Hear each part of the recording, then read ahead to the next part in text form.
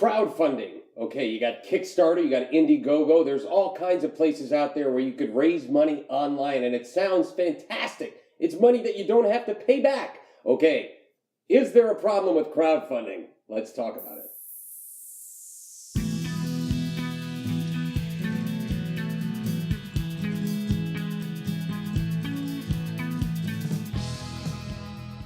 Crowdfunding sounds great.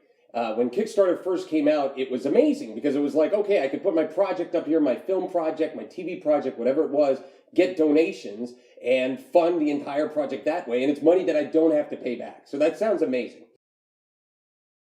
The problem is that they've become so popular that it is practically flooded. All right, there's people posting projects daily. There's got to be 1,000 a day posted on Kickstarter and Indiegogo. Okay, and the problem from that is that most of these people are just putting their project up there, putting a number randomly, that they've decided that they want to raise, and they feel like, okay, I've launched it, and whatever work I put into it, it's on autopilot now, and in the 30 days or so, the money's just going to show up, and that doesn't happen for so many people, and that's kind of disappointing, because then they go, oh, geez, it's like, I can't raise any money for this. Most of the time, you're reaching out to family and friends for donations, okay? And it's kind of like the Cutco knives thing where you're encouraged to pitch, family and friends and kind of feels a little seedy to get them to buy. I mean, you're reaching out for these donations to your family and your friends and you're hounding all these people. And I get requests daily.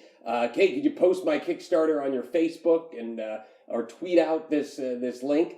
And, it's kind of like, yeah, you're asking all these people that are not the people that normally will fund projects to fund your project. So that's another problem with it. The third problem that I see is that most of the time, if you really want a successful campaign, the amount of effort that you have to put into raising that money, let's say it's $30,000, $40,000, $50,000, the amount of effort that you have to do, reaching out, going to lists, marketing, doing all this stuff, the amount of effort for that money is the amount of effort you should be putting into raising $30,000, $40,000, $50,000 from one investor, okay? Or $500,000 from one investor, okay? It's that exact same amount of effort that you're putting into it. So I don't see the advantage there. There is one advantage that I'll throw out to you, and that advantage is that you are pre-marketing your film, okay? Even if you have an unsuccessful campaign, people are starting to hear about it. You're starting to get some emails. You're starting to get some names of people that are going to be interested in buying your film ultimately.